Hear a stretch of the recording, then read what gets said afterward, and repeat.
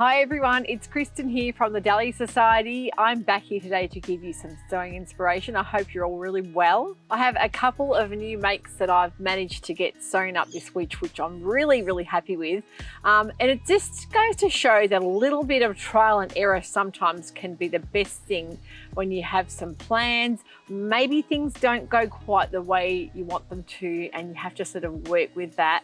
And I find that's when the best things happen. You get to tweak maybe a pattern that you end up really loving, and also it inspires you to look for other patterns in that particular designer's range. Everything I talk about today will be linked in the description box below. This fabric is the beautiful Italia Jupe, the brand new range of viscose that we've sold out of twice over now. We've got one more bolt of this coming, should be due in any day now, and I know with a lot of you on the wait list it's going to be quite popular. The dress itself took quite a bit of fabric, maybe a tad more than what I was expecting, but I'm so happy with it, absolutely thrilled with how it's come up. And of course I made the top to kind of get the feel for the fit of it first. And I think that's always a great thing to do if you feel like making a dress and you know there's a top version of it.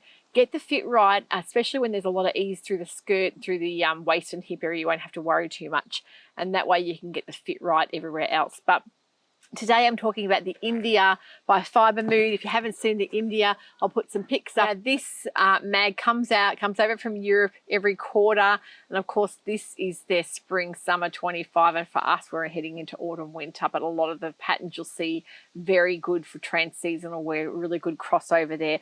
Sometimes when that high summer comes out, we're in the middle of winter, there's a few things that we can't wear, and maybe even the opposite when it's our summer and they're really like, we've got a lot of coats and cozy things. It's something you have to sort of wait for. But we do have a lot of people that collect these mags, some real fans of Fibremood, and they are just such an inspirational mag. And of course you get lots of photo inspiration, lots of detail, and all the patterns are in that magazine. You can trace them off. But if you are not a fan of mags and having to trace off, you can just do what I did and actually purchase the pattern, the PDF from the Fibremood website, and we can print them out A0 for you. The thing I like about the PDF version is they already come with the seam allowance as well, because the magazine versions don't. You need to add the seam allowance on. You can actually choose for them to be printed in layers, as in size layers, with seam allowance or without. So I always choose my layered function and my seam allowance, so it's all set up ready to go. But Fibremood's a funny one. Sometimes you'll make a pattern and the instructions can be a little bit brief or not quite as involved as what you'd like, but sometimes the actual patterns itself are so lovely and so kind of fashion forward and simple and really wearable that it's so worth pushing through. I wouldn't say they're terribly difficult patterns. They do have star ratings on, from beginners to advanced. This one in particular in the pattern, there was a couple of little things I would tweak. And I do have quite a few favorite Fibremood patterns I'm going to talk about at the end of this and talk you through ones I want to revisit because I'm so thrilled with the design and how they've come up. But let's talk about the India first. So basically I looked at my size, and I'm normally always an extra large in Fibremood, or with the finished garment measurements and my sizing. It depends. I always like to look at the finished garment measurements, and it put me around about a large. You'll see the Makers Gallery for Fibremood mag, a lot of people make their patterns up to showcase when they do their launch, which is really good because you get to see the patterns on all different shapes and sizes, and it gives you a bit of a feel for how the pattern's going to come up without just looking at a size 8 model, for example. So I like that, and it shows you different heights and things like that. One thing I noticed on a lot of the makers was that it was very large around the shoulder area due to the large boat style neck. So that's one thing I struggle with. I have sloping shoulders, and I find that if I have things too big around the neck, they're constantly slipping off the shoulders. And because it's already a drop shoulder with that keyhole front, I knew it was going to be quite roomy around that neck and shoulder area, and I didn't want it to be kind of slipping on and off. So when I first made the blouse, now this is that beautiful, sorry about the wind here, that beautiful Madame Iris Keo fabric animal print. When I first made it up, I had the large cut out. I decided to cut out the medium around the neck and shoulder, and then I did the large through the body and the extra large through the waist area. And I noticed that it was quite cropped. I ended up adding about 10 centimeters to the actual length the blouse, but then when I actually tried it on, I ended up taking another 5 off because it looks really nice with high-waisted jeans. But when you're making the dress version, you'll see it's got the cutting line there for the dress and top version is the same. But for me, that was too cropped, so I had to add a bit of length there. Some people like things extra cropped. I really wanted mine to be a bit longer to wear with the jeans to cover. There was a couple of things I found very interesting with this blouse. Now, I really liked the design. It came together really, really quickly until I got to the underarm godets. Now, you'll know that godets is a little like kite-shaped section that can be either underarms. They can be used in quite a lot of areas for sewing. I know a lot of skirts have godets. They give you a bit of ease in certain areas. And the unusual thing about this, because it has a drop sleeve, I found that when it gave me so much grief with the instructions, I had to really use my own intuition and stop overthinking the instructions and start thinking how I would piece these godet pieces together with the arms, and yeah, put it all together how I would do it rather than just looking at the instructions, which were very confusing in that particular area.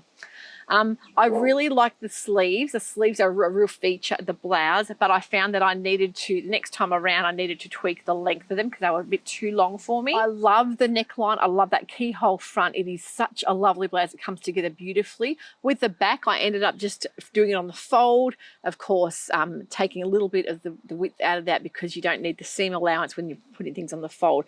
I didn't want the seam through the back. I actually cut it on the fold, the back, but the front has a seam down the front. And it comes together really nice. I love the way it's sewn up and joined to the facings. You join the facing to the front, sew it all up, and then you join the back facing to the back, and then you sew it all up as one kind of unit together. So that for me was really, really interesting. You'll see on the line drawings what I mean about it being a dropped style sleeve. Now, the thing that I found really baffling was when I put the top on, after all the drama, all the mucking around with the godets under the arm, I thought, I don't think I actually needed them at all. Now, that could be different for you if you need an FBA. You might need that extra room, but I don't. I'm normally a B cup to C cup in sewing, but if you are above that, or definitely make a 12 before you do anything radical there. But I ended up pinning where the godets were in the blouse and slid it over my head and realized that I didn't need those godet pieces. I could just easily do the sleeves, join the sleeves together. So when I went to make the dress version, I ended up making the same size medium, but with the waist area, I ended up going back down to a large because I didn't need to have it sort of blousing over a pair of jeans to connect to the skirt. So I did that. Next time, I think I would do a small, which is crazy, but I'd do a small around the neck and shoulders because it's still quite roomy. And it is an oversized look with that boat style neck. But I had to end up taking a little bit out of the sleeve. So I took a little bit in from where the sleeve joins the bodice area, the shoulder area. Took the godets out and it fit perfectly. I didn't need to have them in there at all. With the skirt, be mindful that it's such a large piece. It's almost like a half circle skirt, front and back piece. So because you need to cut those pieces on the fold and they're so wide with that half circle style skirt, there's not enough fabric there to do it on the fold because it's a 140 wide fabric, and to have it laid flat, you need a bit of extra fabric. So I didn't have quite enough, and I used about 3.5 meters, and it takes quite a bit with that big circle skirt.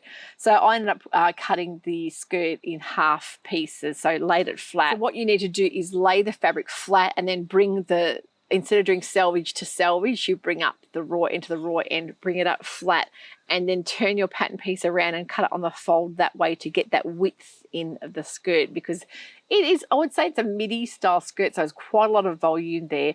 Definitely make this in a drapey style fluid fabric, because if you have anything too stiff or voluminous, it's going to be a lot of skirt there. So I was really happy with it. I haven't made a skirt this style for a long time. I've done a lot of gathered skirts, but I like the fact that it's not full at the waist, it's graded out. Stitch the top part of the dress to the skirt and you have that nice line there that it all, I had all wonder clips, leveled it all out, and even though I graded the top part of the dress out to meet the skirt, it all fit perfectly. But yeah, think about that. You need quite a bit of fabric to make this dress for the skirt to be as full as it is. So there can be a bit of pattern manipulation there, but yeah, if you have you need, I would say, more like 4 meters to get out this style of skirt. Really thrilled with how it came up. So I ended up trying it on a few times, realized that I didn't like the tie as much with it as I prefer my stretchy style elastic belt. I felt it gave me a little bit more sort of hold me in. The elastic around the waist is quite a thin elastic. I would probably use a thicker elastic, maybe a 5 centimeter next time instead of a 2.5. That's one thing I don't like, is elastic skirt with a thin elastic. It just feels too flimsy. I want to be held secure, and even though I won't be wearing it without a belt, it's still something I would prefer to have, is a thicker elastic around the middle. So I have a really great stretchy elastic belt which really suits the fabric nicely. But if you're wanting to make the tie, it's a really nice thick tie. You've got the belt loops on the side which are wonderful to hold everything together. All in all, really thrilled with the India, but definitely think about making a toile of the blouse before you head into the dress. Look at the sizing. Of course, for me, I'm normally a size extra large. I had to go down to a small, and I think even next time the skirt, the medium through the body and skirt will be fine. No need to sort of size up too high. It's really hard to know without trying it on and seeing first. And because I made the blouse first, I thought, yep, that looks fine. The sizing looks great. But once you add that skirt to the top and you have a lot more volume in the middle, sometimes you don't want that blousy effect. It can be just too much fabric. I ended up taking up the bodice, or taking a bit out of the length of the bodice, because I'm a little bit more shorter waisted. So that's one thing I'd do again next time, is shorten the bodice length, because that skirt joins up and you have that blousy effect. But I prefer it a little bit more neat around the middle. But definitely something you can tweak with the blouse to get the fit right. But really love, it's exactly what I wanted. Really love it with my tan boots. It's a dress that I will definitely wear throughout the winter. I love the blouse as well. I've worn that already with my high-waisted jeans. It's another one I'll definitely make again. It's such a simple, easy blouse to make, with that little tie keyhole detail. And that one I've got the matching little I am unique label in there. But I love the graphic print. The colours are just very me, and I feel amazing in this with my tan boots. I also love the look of that fuchsia line wool fabric we got in from Atelier Jupe this week. I think would make an incredible jacket, maybe to wear over the top of this. But yeah, we will see. Could be something else on the cards.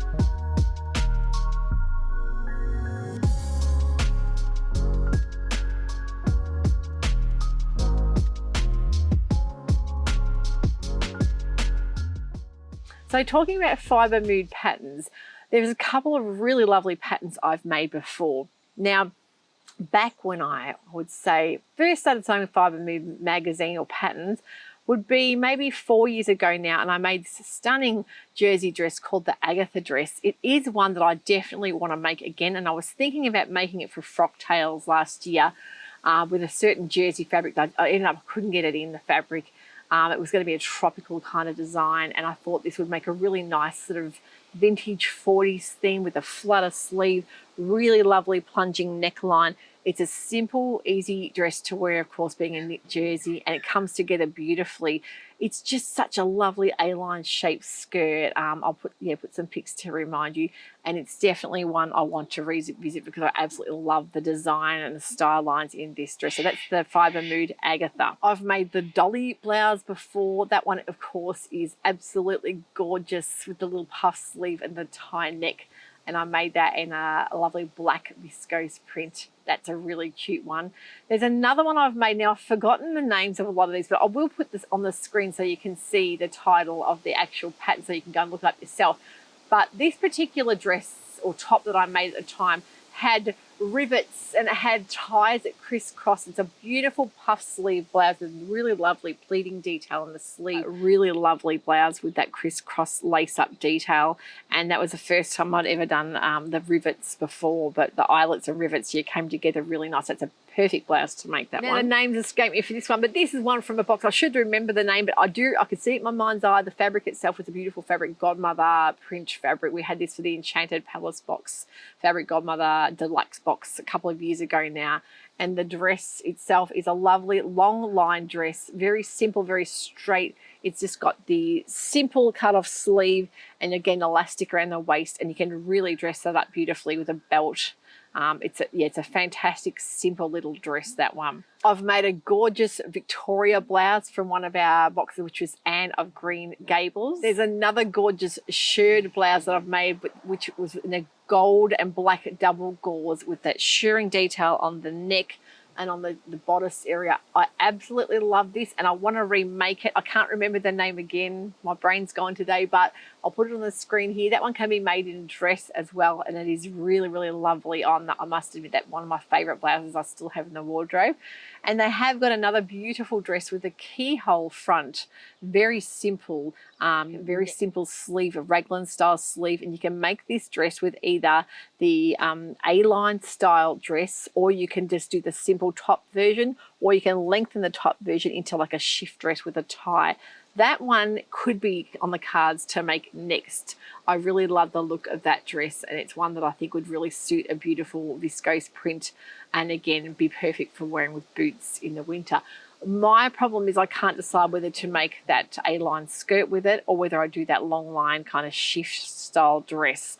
I do love the look of the skirt, the more A-line sort of rounder skirt on, but that will have to be a decision for me because, yeah, I love both looks in that particular dress. I hope I've given you a bit of inspiration. If you haven't made a Fibremood pattern before, definitely think about making one. I think their patterns are really lovely, very, very high fashion looking, very unique, and there's so much there in the inventory. You can go back through literally years and years worth of selection there for all seasons as well. So yeah, the India, I would definitely think about making the 12 with a top.